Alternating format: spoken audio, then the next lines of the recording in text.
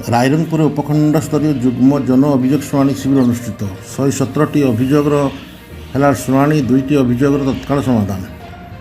रायरंगपुर उपजिलापाल सम्मेलन कक्ष में अनुष्ठित हो उपखंड स्तरीय जुग्म अभियोग शुणाणी शिविर अतिरिक्त जिलापाल नेत्रानंद मल्लिक अध्यक्षता अनुष्ठित उक्त शिविर में जिला आरक्षी अधीक्षक वरुण गुंटुपाली, रायरंगपुर अतिरिक्त जिलापाल अजित कुमार, उपजिलापाल उग्रसेन ओराम, सीडीएमओ डॉक्टर धनुर्जय महांत प्रमुख समेत विभिन्न विभाग अधिकारी उपस्थित थे।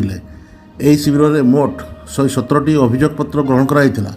सेथिमध्यरु 91टी व्यक्तिगत समस्या और 26टी ग्रामवासी विभिन्न सामूहिक अभियोग थिला।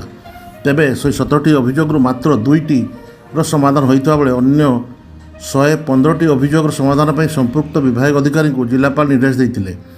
तेबे प्रश्न उठुची जदि संपुक्त विभाग अधिकारी समस्यार समाधान करिथान्ते लोके हैरान शिविर को अभियोग नहीं कहीं आसी थान्ते।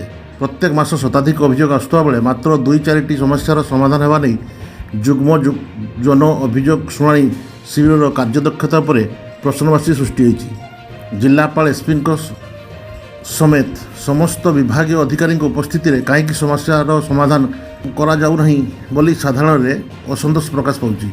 विभाग अधिकारी समस्यार समाधान करूना बोली साधारण लोके शिविर को आसुच्चंती किंतु केवल अभियोग पत्र ग्रहण करी लोकों को पठाई दिया अभियोग हेबा सहित असंतोष वृद्धि पाई। जिलापाल एथिप्रति दृष्टि देई अधिकरू अधिक अभियोगर समाधान करने को साधारण दाबी होउची।